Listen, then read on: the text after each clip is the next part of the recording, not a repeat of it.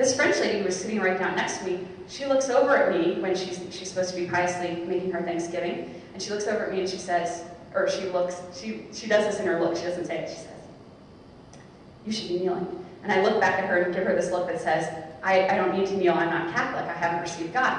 And she gives me this look back like, "You're kneeling."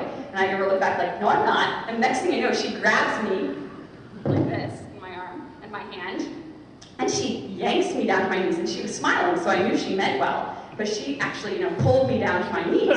And I can't explain it. It was obviously so much building up to that. I mean, all that I had read and all the influences of the people I had talked to, and surely these people that I've met, like that chaperone lady, all their prayers.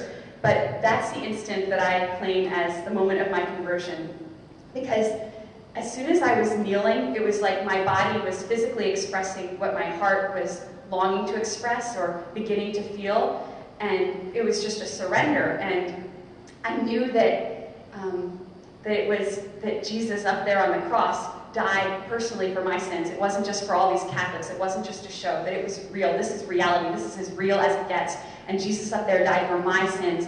And I knew it, even though I didn't know much about Mary. There's, like I said, this beautiful image of Our Lady, and around her it says, "Come to the foot of this altar and receive these graces." And it's Our Lady of Grace with her arms extended like that. And, all these graces that she longs to give the world that no one ever asks for.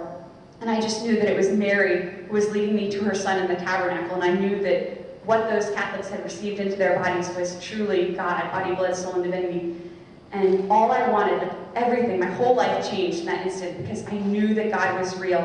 And all I wanted was to be able to receive Holy Communion. And so I just wanted to be baptized so that I could receive Holy Communion, so that I could receive God into my heart like all these Catholics.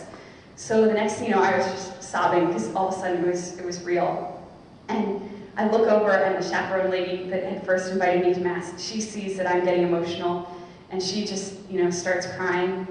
And so we're just crying, we're a mess.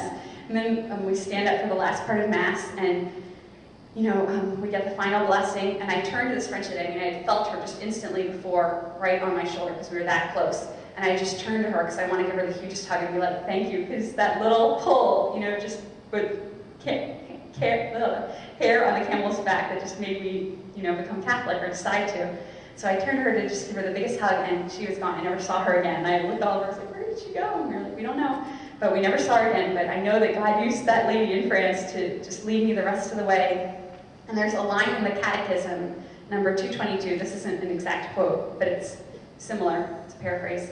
It's, "Believing in God and in His love for us has enormous consequences for one's whole life." And that just sums up that moment and my whole conversion, because once I knew that God was real and that He loved me so infinitely, that He would do anything for me to become Catholic, for me to be able to receive Him, my whole life just took like a 360-degree turn. Like, everything was different, and all I wanted, was to be baptized. And I had all these dreams before of like being on Broadway or dancing, being a professional performer, and all of that all of a sudden was just completely changed. And all I wanted was to be baptized and to become Catholic. So that night, we were getting ready to go back to Baltimore, and I was sitting there talking with the chaperone lady, and I was like, "What do I need to do to become Catholic?" She's like, "There's this thing, it's called RCIA. It'll probably take about 9 months, but you can sign up for that." I was like, "Oh, okay, it sounds like very far away, but it's worth it." So we came back to the States, and this is kind of funny. When we got off the airplane, the first thing I do, I see my parents in the distance, and way back there, I'm like, "Mom, Dad, I'm going to become Catholic."